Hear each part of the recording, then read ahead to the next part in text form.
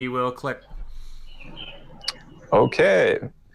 Good morning, everyone, and welcome to the Morning Brief with Jimmy Song and Tone Ways. My name is Valentin Schmidt, and I'll be the host for you today. And we've got a couple of exciting stories. We're going to start off with a bit of a technical detail that Jimmy is very excited about. And he says Trezor is now implementing the full Segwit, which is called BECH 41, back 32, 41, back 32, back 32. 39, 41, 32. But why don't you tell us why this is exciting for people? Yeah, so up until now, most Segwit addresses have been wrapped in paid script hash, and that takes up more space on the blockchain. By having native BEC32 available with Trezor, that allows sort of like savings on the blockchain, and you can have even smaller transactions than you did before with the same amount of security. And Trezor, to my knowledge, is sort of the first, at least hardware wallet, might be just in general wallet that's supporting BEC32 addresses. I think a lot of people like me are hoping that BEC32 addresses become the standard. They're a lot easier to read. They're a lot easier to type, a lot harder to make mistakes on.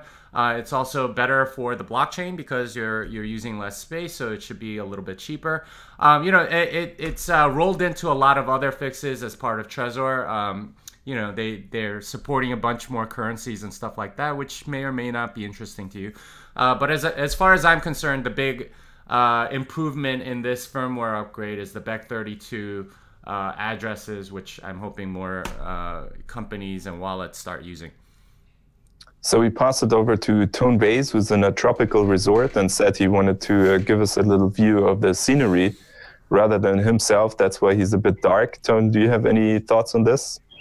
No, I mean, this is great. I mean, these are some of the technical details that I am not, I'm not an expert in. Right? And it's amazing how people make fun of me when I say I'm not an expert at the technicals of Segwit. I just know that it's good because a bunch of, smarter people than me have designed it technically. And it's amazing how people still make fun of me when I made this clear in my debate with Roger about a year ago, where I said I will hand off the design of a nuclear power plant to the nuclear engineers and not a bunch of people on Reddit, or not the first person to discover uranium, right? And this is the point, right? So I fully converted to Segwit addresses. It took me a little while. It took me about a month. And I am now fully using green address for my cell phone as my, all incoming transactions. I then go to save them on Trezor and Ledger, which are Segwit compatible. I personally had no idea that there were, a more optimal version of Segwit addresses versus just Segwit addresses. And the wallet companies really get on the ball here. They really need to get on this, okay? Because they're the same ones that have been complaining for big blocks, yet they're not doing anything to clear up the mempool now because the safer, more advanced technological solution is sitting there in front of them. So it's great that Trezor is starting to do it. I don't know if Green Address does it or not. If they don't, Larry, you got to get on that. Larry Bitcoin, get on that, all right? And we need to really clean up this mempool because it's at this point, the barrier is not technological. The barrier is human at this point. And that's what still bothers me. So interesting. I remember your point from the debate with Roger Ver, where you said you would trust a nuclear engineers to build a nuclear reactor. And in a way, this is like a small trust factor left in Bitcoin and crypto, that you do have to trust the programmers to do a good job. However, at least unlike the plans of a nuclear power plant, which you and I cannot look into, neither in theory or in practice, the source code for Bitcoin is open source. So if you wanted to learn it, you would be free to do it and look into it. And with respect to the mempool, we are still looking for all the addresses to activate Segwit and at least max out the current technology. Now, next story is very interesting. So according to Reuters, they have a scoop on Tezos, the until now biggest ICO, I think 232 million. And they say a board member resigned, whose name is Guido Schmitz-Krummacher, a Swiss legal and management expert. And from the article, go check it out on Reuters. It's fantastic. They say the punchline is the project has been embroiled in a battle over control between its founders. Now, I thought all these ICOs were about decentralization. So why do we have this battle of control, Jimmy? Well, I mean, they're clearly centralized, so I don't know if decentralization is really what they were going for. It seems more like marketing speak to me, and they just like having that label. This one's very interesting to me because they've been embroiled in this sort of fight for a while now, and now like one of their board members resigns, and you know, now you know they're sort of fighting against each other. Yeah, it's I like a lot of these ICOs, you know, you put money in, you have no idea what's going to happen with your money. This is a very typical case in that regard. You really don't know what the governance is going to be like. They can say that it's decentralized, they can say that it's up to the community, they can say whatever, but in the end, it's whatever they say it is, and they get to decide. You don't really have much rights as a Tezos token holder to determine their board or anything. You just sort of have to sit there and wait for this stuff to resolve. So at the end, this is just a normal company which raised money through a different way of raising money. Tone, your thoughts? So my thoughts are more general, right? Like, for some reason, people think that Tezos is an exception.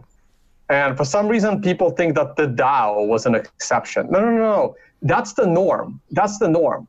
When this shit actually works out, for let's say 6 months or so, that's the exception. Like Ethereum actually launching, like the difference between Ethereum and Tezos is so freaking small. Like, people don't realize how small it is. Like Ethereum came within literally a week of being Tezos, right? They almost didn't launch. Their whole team also broke up. There were 8 founders of Ethereum. 7 of them were gone before the launch of Ethereum. Okay, like people think that everything is going to work out like Ethereum. Everything is supposed to work out like Tezos. All right, like I have the full like legal class action lawsuit in my email box. The class action lawyer even sent it to me, like the official statements and stuff. I just haven't had the time to read through them because I really don't care. I mean, this is how this shit is supposed to work out. I mean, these guys know absolutely nothing. The whole point is to just get your money. None of these projects are going to work. The best thing Tezos was ever going to accomplish was to pump out ICOs on top of it instead of having ICOs pump out on top of Ethereum. All of these are outright scams, in my opinion. And the SEC, if it doesn't go after them, I mean, look, that's fine. I mean, if you put your money in Tezos, you deserve to lose all your money. And I so wish Ethereum actually ended like Tezos, like it was supposed to. Would have made everybody's life so much better right now, in my opinion. At least mine.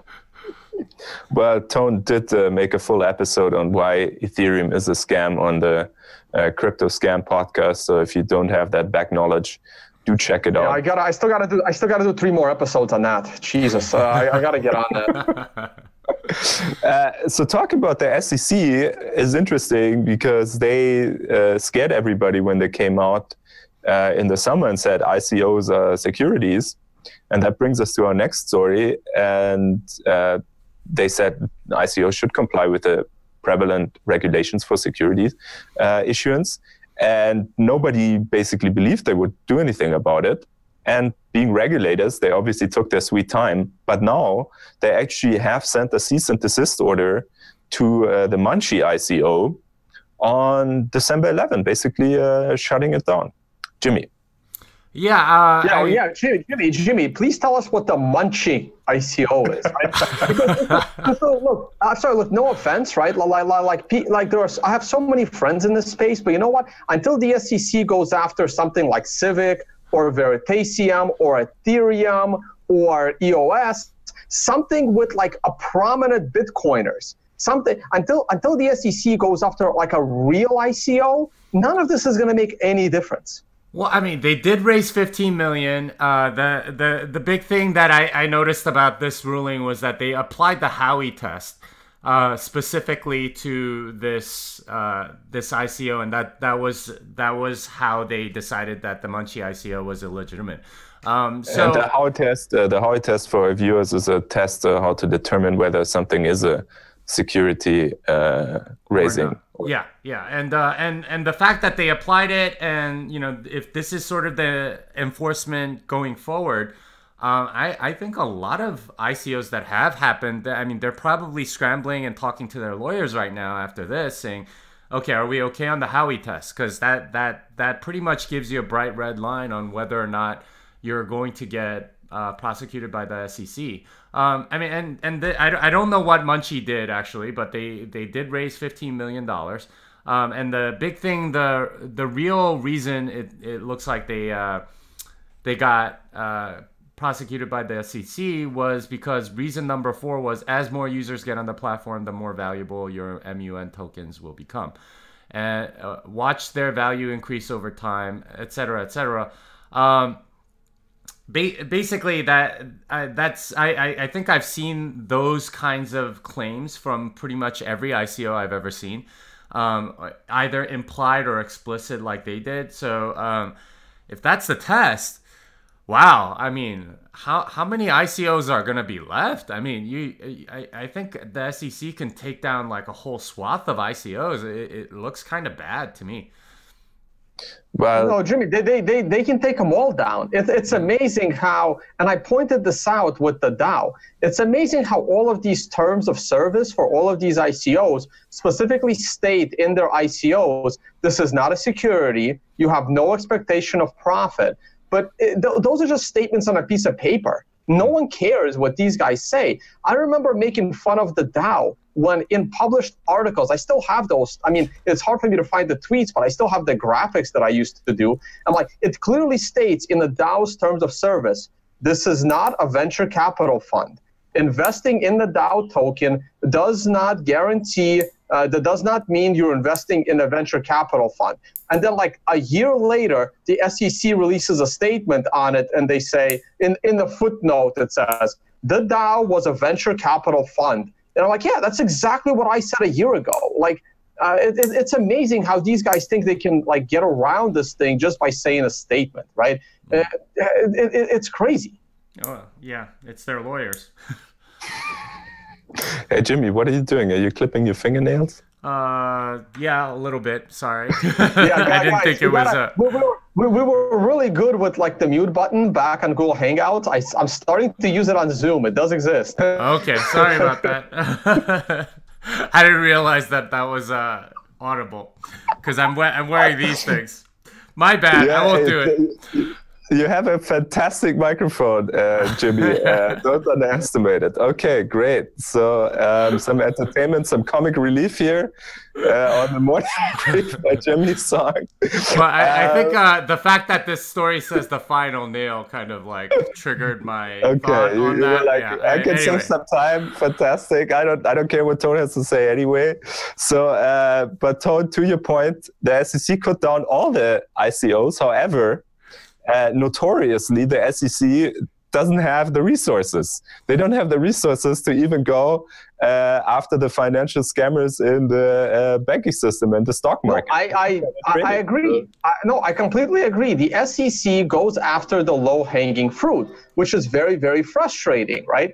Because, look, I hated Satoshi Dice as much as the next guy. And, like, it kind of sucked that, what's his name? Eric Worke got busted for not filling out the right paperwork, even though as spammy as Satoshi Dice was, it didn't actually scam anyone, which is not what I say about the SEC. But it's a lot harder to go after these ICOs because they require significant resources.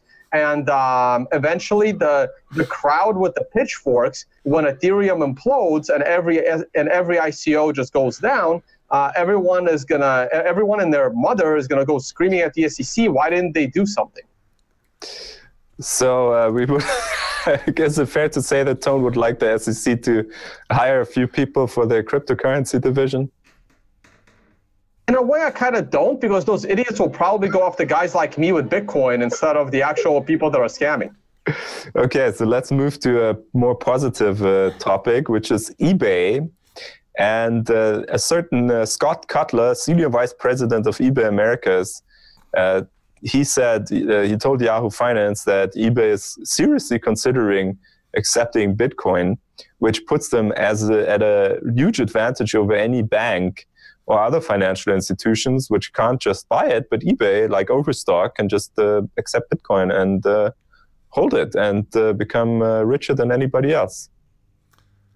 Yeah, I half suspect that this is a way to boost their stock price. I think they watched Square and watched them, mention Bitcoin, and they saw that Square stock price went up on that news, and they're just sort of putting this out as a feeler to see if people will respond to that and cause their stock price to go up.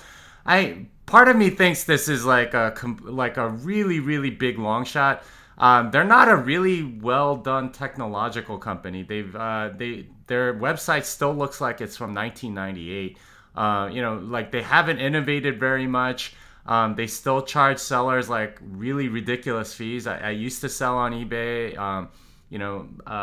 back when it was like 7 or 8% total that they would take from me. But then like it eventually got to like 10, 11, 12%. And just completely destroyed my profit margin on whatever I was selling. So at this point, I think they're just hoping that the market will respond by buying up more eBay stock and cause their stock price to go up, and then maybe they consider it. I just don't think that they have sort of the company culture necessary in order to be able to pull something like this off. So Jimmy thinks it's more like a marketing scheme. What about you, Tone? Tone? Oh, mute button. I kind of agree. It is a bit of a boost, but in reality, I mean, eBay was pretty innovative back in 1997, 98 when they made their website. I mean, I made sure that my website looks older than that. You did succeed. but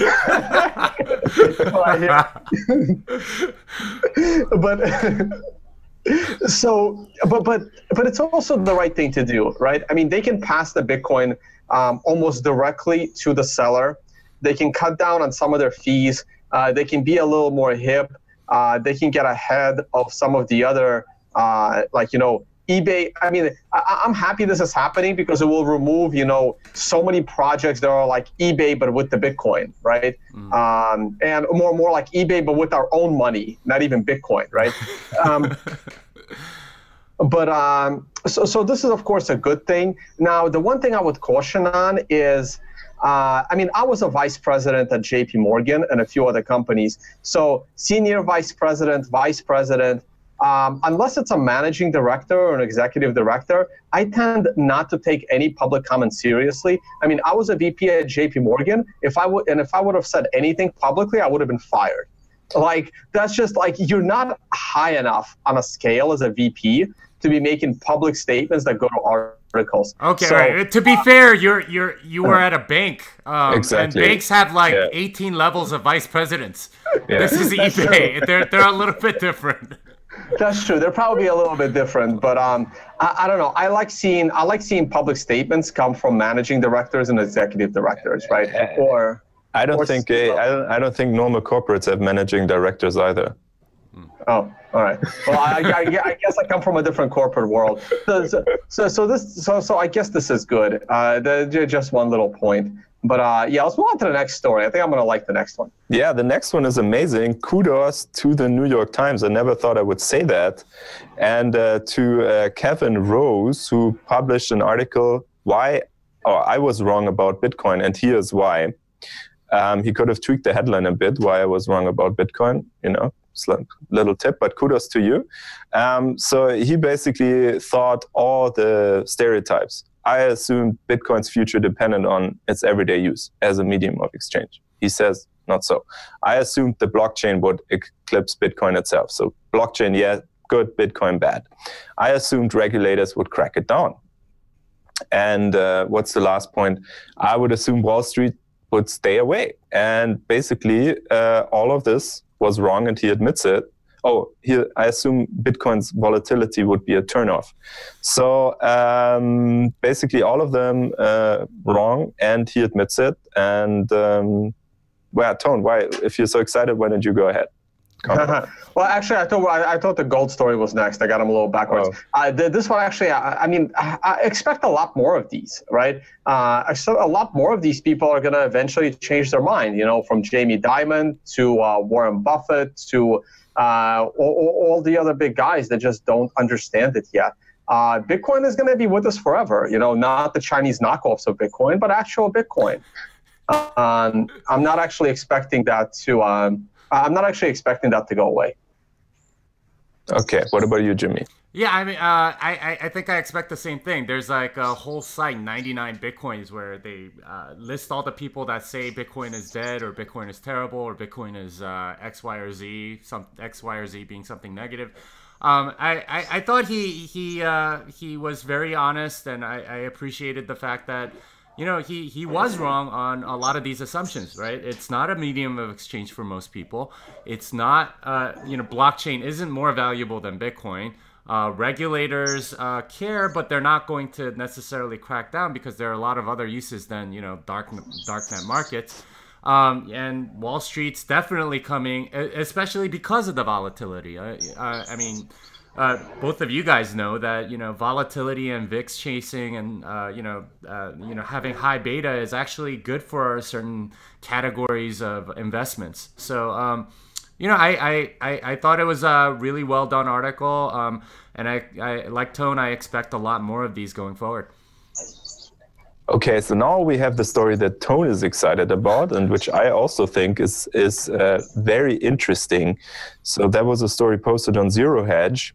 Is Bitcoin really stealing demand for gold? And of course, Goldman Sachs has to answer that question. And their take was no, but this gets into so many different layers. First of all, how is it not possible that Bitcoin takes demand from gold when both are traded now on the futures market? So investors can easily choose I buy Bitcoin or buy gold. And we see this divergence here. If you pull up the chart, Jimmy, right, the top one, right, going into the futures trading, where Bitcoin just steams ahead and gold goes down. And the point that Goldman makes is more, with the gold products, you already have all the regulations, so it's easier for institutional investors to buy. And as a side point, even if you buy gold with cash, they point that out, it's basically completely regulated, and the IRS will know about it, large amounts, as with anything else, which doesn't put Bitcoin as a disadvantage. So, Tom, why don't you tell us what's true about this Bitcoin? Yeah, can you leave that chart up? So here's my problem with Zero Hedge, right? I used to like Zero Hedge, and then look at this chart, right? Zero Hedge makes it look like this is like a multi-year trend, when in reality it's just 5 days, right? It's they make these correlations. It's like, oh my God, this thing has been trading in tandem for 3 days, and now they're in opposite direction. This means that it's like this for years to come. This is my problem with Zero Hedge. They make the biggest mountains out of the tiniest molehills. So in reality, this chart is nothing. It's just, one day that Bitcoin happens to go up, and the one day that gold happens to go down, and it happens to go for 3 days in a row, okay? Not a big deal at all. And but in reality, of course it does. I mean, Bitcoin has been stealing the luster from gold for a while. And just look no further than yourself. Everyone the thousands of people that are watching these videos, you would all be gold bugs right now, pretty much, right? I used to be a gold bug. I haven't bought a single ounce of gold and silver in about 3 to 4 years. Even my gold dealer that I used to buy all my gold and silver from, I mean, he's already into Bitcoin, thinking of what he can do in the Bitcoin space, right? It's happening because I used to make fun of the people that thought gold was a relic, like some of the other economists and stuff talking about it like 5 or 6 years ago. But now it's really, really true. In this world of like the digital age, gold, we were never going back to the gold standard. I'm sorry, guys. And Bitcoin needs to keep doing what it's doing. And yeah, gold is going to become more and more irrelevant, which I don't really have a problem with. I mean, I'm fully invested in Bitcoin. I would like to see one more gold pop. I would like to sell all my gold at a profit, because at the moment I'm still sitting at a loss. And we have seen those stories, A, where the business of gold dealers has gone down and they cite Bitcoin, and B, some of them are accepting Bitcoin. And I think what Tone said is really probably true for a lot of people, that the original gold bugs are at least interested in crypto and also own some Bitcoin on top of their gold. And here's the reality of the situation, right? Like, I think I started buying a bunch of gold in like 2012 or something like that, like after the bubble, right? I don't think I had any before the gold bubble of 2011, gold and silver of 2011. But I think I started buying in like 2012, 2013. When I started getting into this kind of libertarian space. I think I started buying silver at like $33, $35 an ounce. And I think I started buying gold at like $1,400 or $1,500 an ounce. When did you stop buying? I stopped buying the moment I bought my first Satoshi, pretty much. That's what so in like so mid to late 2013, I kind of stopped buying gold and silver. But the reality is, right, it's not that I'm only down $120 in gold, right? So if I bought, let's say my average buying in gold is $1,350, right? Right now, gold is below $1,300. I have to compare that to the S&P 500. It's not gold versus gold, right? If gold goes back to 1,500, yeah, so what? So I made like 5 or 10% on my gold. How much did I lose by not having that money in the S&P 500? No, how much money did you lose by not having that money in Bitcoin? Bitcoin is your standard, man. No. In this case, the S&P 500 is the standard, because you got to compare crazy to reality, not the crazy of gold bugs to the reality of the stock market, not the crazy of gold bugs to the opposite, crazy of our Bitcoiners, right? Because that is way too speculative, and the S&P is not speculative at all. So I would compare my gold to the S&P 500, and there is a high probability my gold buying will never, ever, ever be sold at a profit versus the S&P 500. And that should tell the gold bug something. So, Jimmy.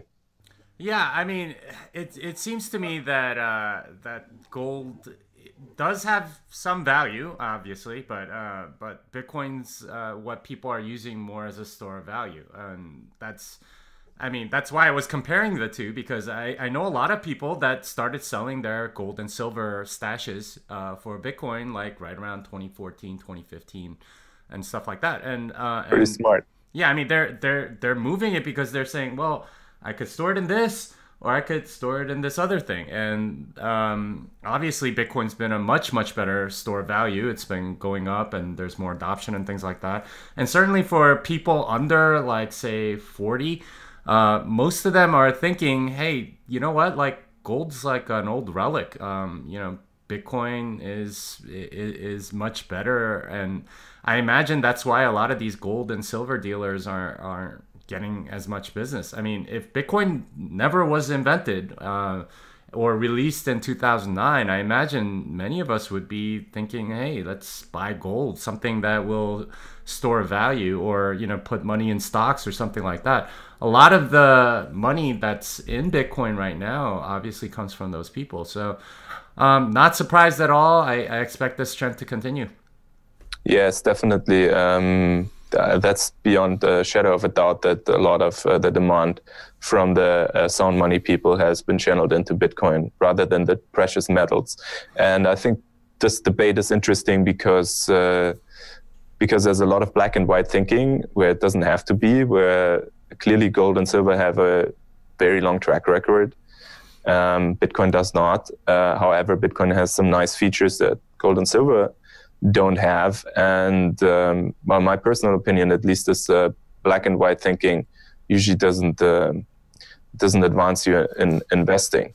And very important point also from a regulatory point of view, that you suffer from the same or worse punishments in terms of tax, in terms of compliance, in terms of filing, if you buy gold with cash than if you buy Bitcoin through Coinbase. It's almost exactly the same thing. So last topic, we talked about regulation. I have another regulation, the South Koreans, where we had a lot of Bitcoin craziness. So the regulators, they have a sort of fear of missing out, maybe not on buying Bitcoin, but on regulating it.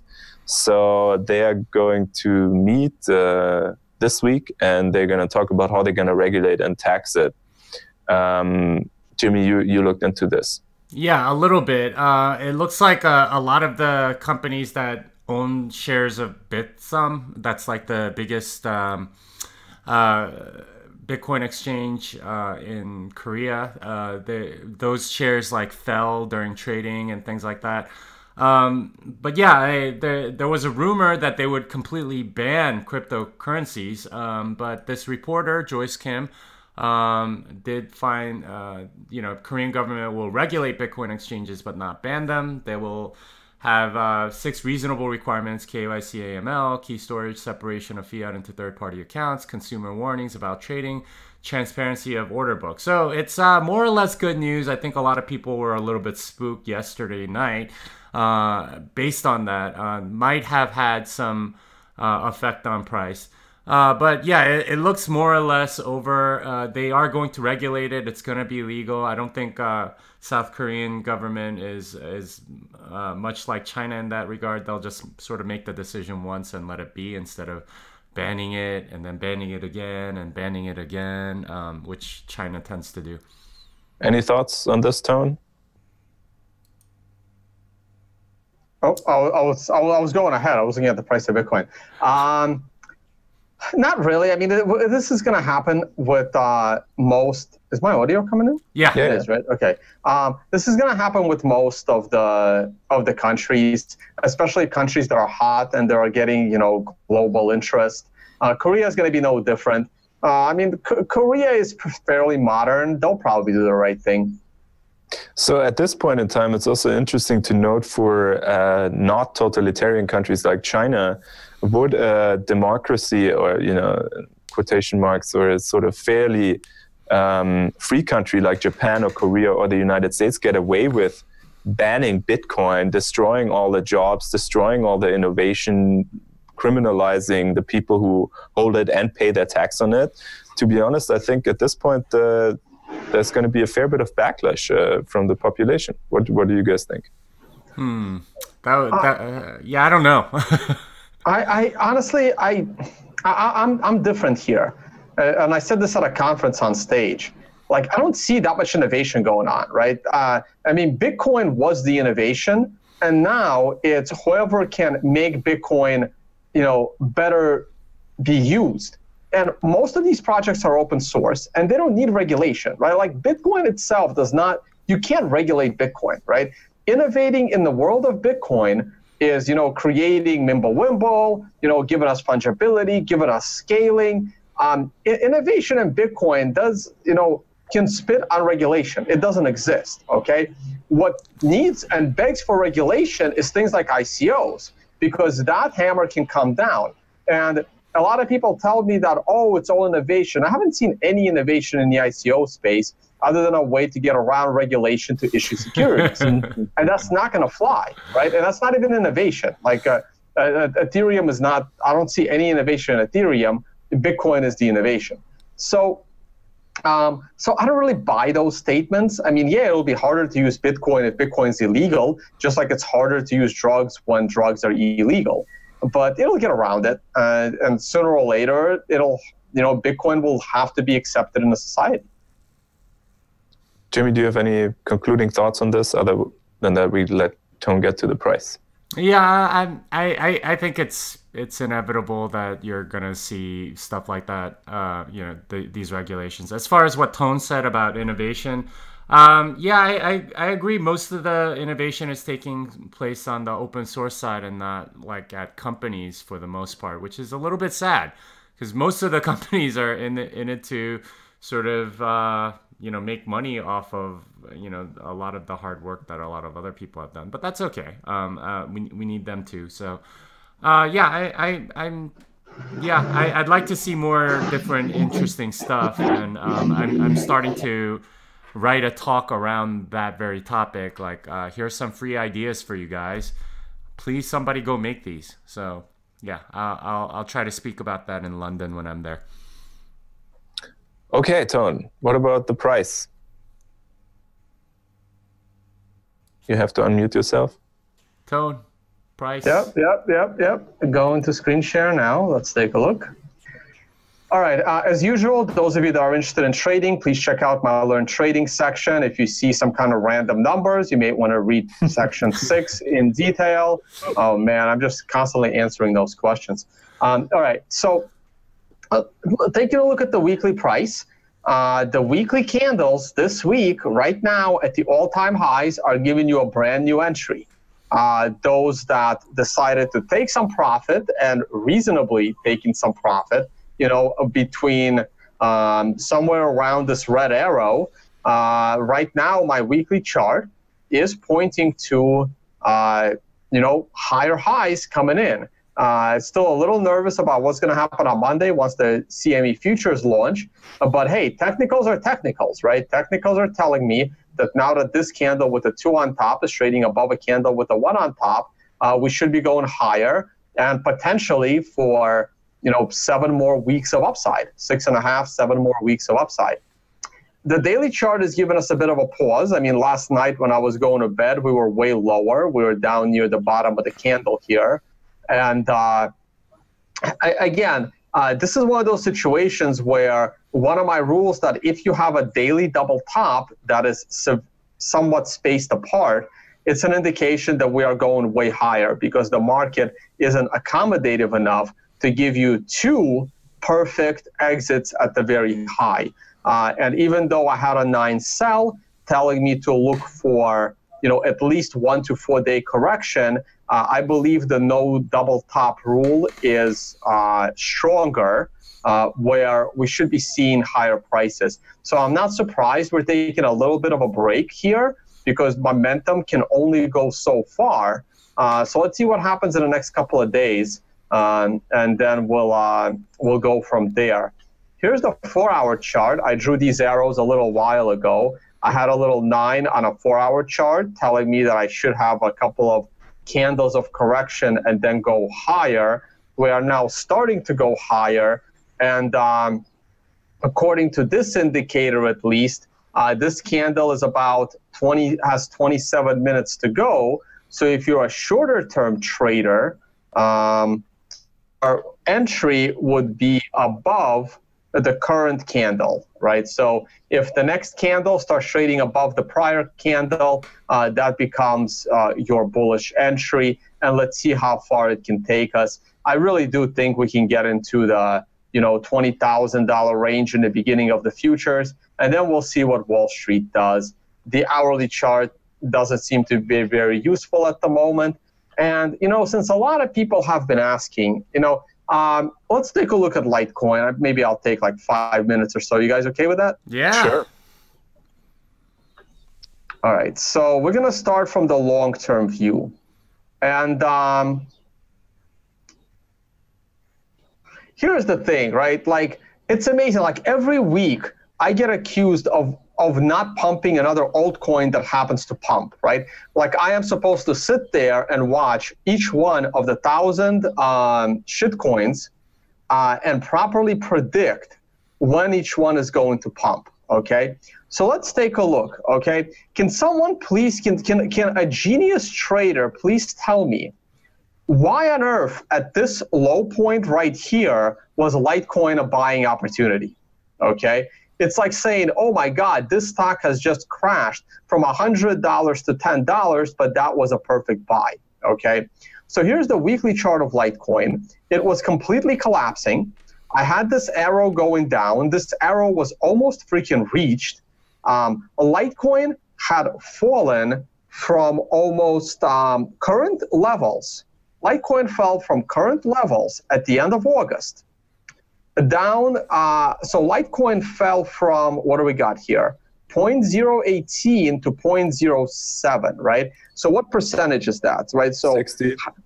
Yeah, about 60, 65%, right? So Litecoin fell 60 to 65%, and then a couple of weeks later, it gave, based on my indicators, it gave me a 9 buy. But this is the weekly chart, by the way. So we're looking at long-term view. So even after it bounced a little prematurely, I had no reason to buy Litecoin here, none. There was nothing here, even though my arrows worked out. The arrows are purely luck. There's nothing really. This is just me randomly drawing these things, right? So by the time this 9 came, if this 9 had come like down here, I might have said, hey, you know, you can kind of take a stab at a buying opportunity. This was already bounced. After this 9 buying opportunity came, I never even had a higher high. Never. I mean, barely, by like a penny, right? That's not how I trade, all right? And look at these numbers, right? They're flip-flopping back and forth with ones. Then you get another candle completely decimating Litecoin. Like, why on earth would there, I mean, I'm looking at the weekly chart. The weekly chart is still telling me that Litecoin is not a buy. Because again, 1, 1, 1, 1. I don't trade the ones unless they're coming off a perfect 9 at the very bottom, giving me other indications to buy. So I'm looking at the weekly chart right now, and I have absolutely no technical reasons to buy. Like, this is the kind of 9 I want to sell. So if you flip this upside down, right? If these two candles, if I guess I'm going a bit overboard here with Litecoin. I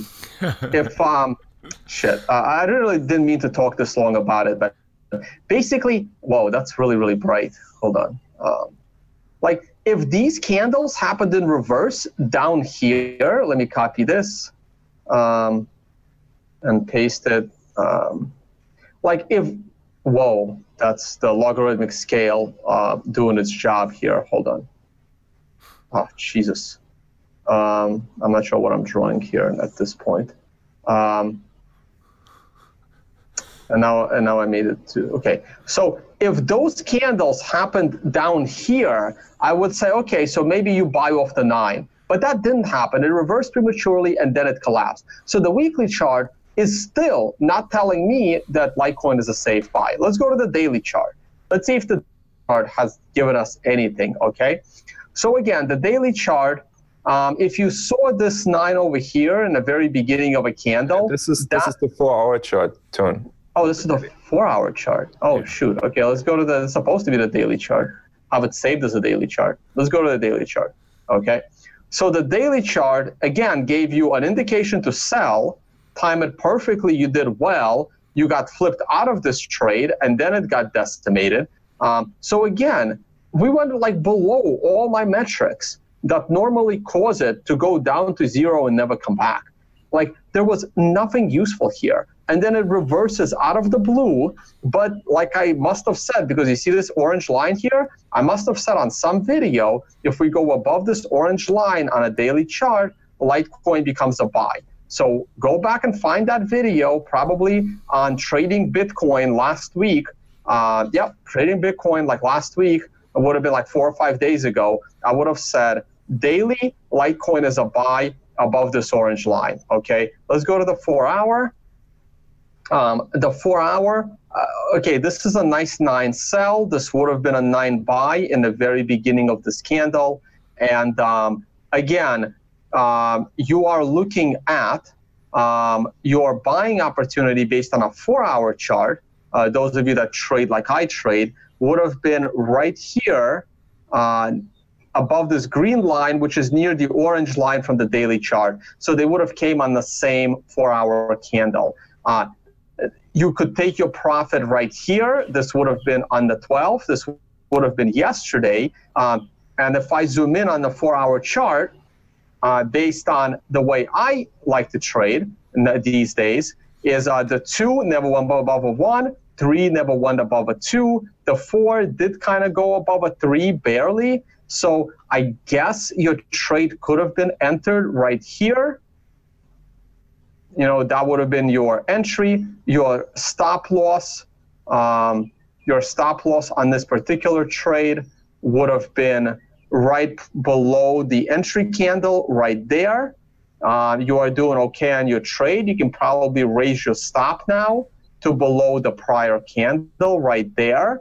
And if the next candle starts trading higher than the current candle, you should have a lot more confidence in this Litecoin trade to the upside once you go above there. On the next candle in about 20 minutes, once you break above that high, you can have a little more confidence. You can raise your stop loss to above break even. But based on daily, sorry, that's weekly. Based on weekly, Litecoin is not even a buy yet. It's still in neutral territory. And based on daily, you could have, when the numbers come back here, 4 more days of upside? 4 more days of upside. That's all of that was, of course, versus Bitcoin versus the dollar. This is the 1 hour chart versus the dollar. Let's go to the daily versus the dollar. And versus the dollar. Yeah, versus the dollar, it's going up. I don't have my I don't have my indicators on it. I don't know. Let's do this one. 1 second. I'll be done in 30 seconds here. I know. I know. I'm getting it's not really a Litecoin show here, but everyone's been on my ass on Twitter over Litecoin. Yeah. So looking at the dollar is the same as versus Bitcoin, right? You have like 3 more days of. If I'm looking at the dollar, I'm looking at 3 more days of upside. Give me a 9, maybe at 350, maybe at 400. And then it becomes a selling opportunity then, or take profit opportunity, I should say. All right, so that's pretty much it for me. I guess we talk more about Litecoin today than Bitcoin. But hey, look, of all the coins I don't mind pumping, it really is Litecoin. But it's not a long-term, I don't know. Overstock also pumped in the last 6 months. I don't think Overstock is going to take over Amazon, right? Like Amazon went up 10%. It went from $1,000 to $1,100 or $1,150, right? Overstock went from like $5 because the company was almost out of business to $25. But don't be screaming at me how Overstock is going to take over the world, right?